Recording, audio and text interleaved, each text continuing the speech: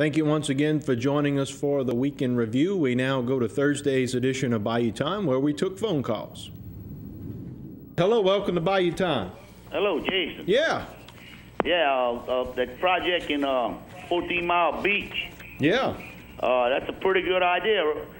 I remember when they had an oil spill, I'm the first one to call about them berms. Okay. That's going to be a very big berm.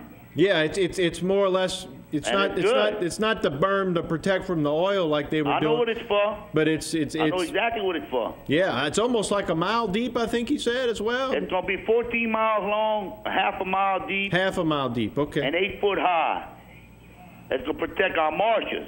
Yep. That's what I meant. Exactly. All right. That way that sand, you can always pick that sand up, but you can't pull it out that marsh. Yeah, now, as I understand it from the caller that we had Tuesday and also from the meeting that was held earlier this week, you know, those berm, that project is going to start from Caminada Pass, basically, and work its way back towards Lafourche Parish, towards Fouchon. And then what they would hope to do is then work it towards Timbalay. Exactly. Yeah. That would protect us from the oil.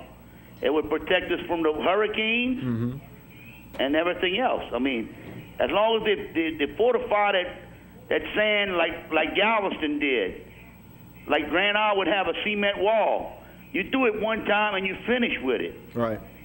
I mean, well, they've beefed up the beach on Grand Isle now. If you haven't been lately, but every year they wash it out, Jason. They need to do it right. I mean, either rocks or do like Galveston did, build a seawall to stop that sand from washing back out. Because you know, if you start with an 8 foot high sand beach, the minute that hurricane hits it, that cuts it down 4 feet exactly. Hello, thank you for holding. Hey, Jason. Hi.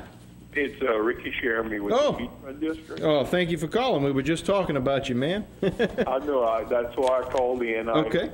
Couple of points. Yeah.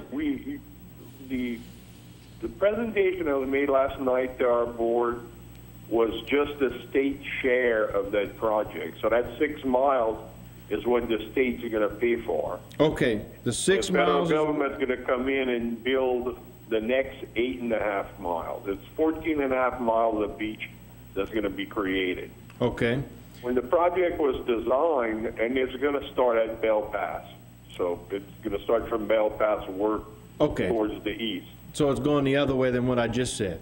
The engineer last night said that we cannot go by what we've seen in the past with the erosion and all that, because of the coarse grain sand would not move with a storm surge or wind like our fine powdery sand that's native to that area. So it's going to be a little bit different. What we've seen in the past with the erosion for storms, it won't be as bad with this type of sand as the type of sand we have now. Where's the sand coming from? Ship shoals. Ship shoals. They're gonna dig it up at ship shoals, put it in barges, bring it to Fouchon, and then pump it onto the beach. Okay. And Ricky, just so everybody knows who you are again, you know, for our... I'm chairman of the Lafourche Beachfront Development District. All right. But explaining a little bit about the project, when the project was designed, it was mostly the 2 landowners in that area and the Corps and all. So there was no recreational component to this project. Okay.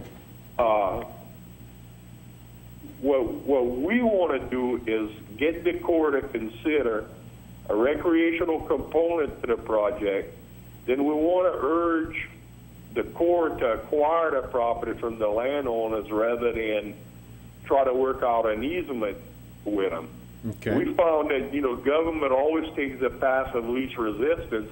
If the public doesn't show an interest, they could work out a deal with that landowner, like, let us use your property to build a project, and then y'all going to get the newly created land.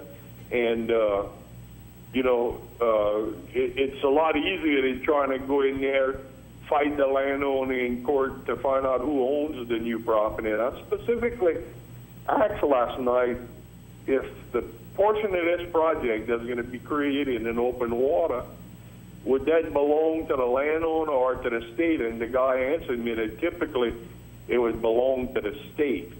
However, if they work out that easement and trade that property off with the landowner, then you're going to have two landowners in that area that's going to control who goes on that beach and when. Maybe never. Maybe never. Maybe only the people that are willing to pay an exorbitant price to get on there. And as you know, as a group, we've negotiated with those two landowners for 3 years, and our beach is still closed. We haven't been able to work anything out with them. So I'm asking HTV, I'm asking Morton, you guys to get involved, the people in Terrebonne to get involved, because if they build this project, the only people that's going to benefit is the people from Jefferson with Elmer's Island. All right, we'll continue with Thursday's edition of Bayou Time. When we return from the break, we'll have members of the TITA board here to discuss the role TITA plays in the Terrebonne Parish community.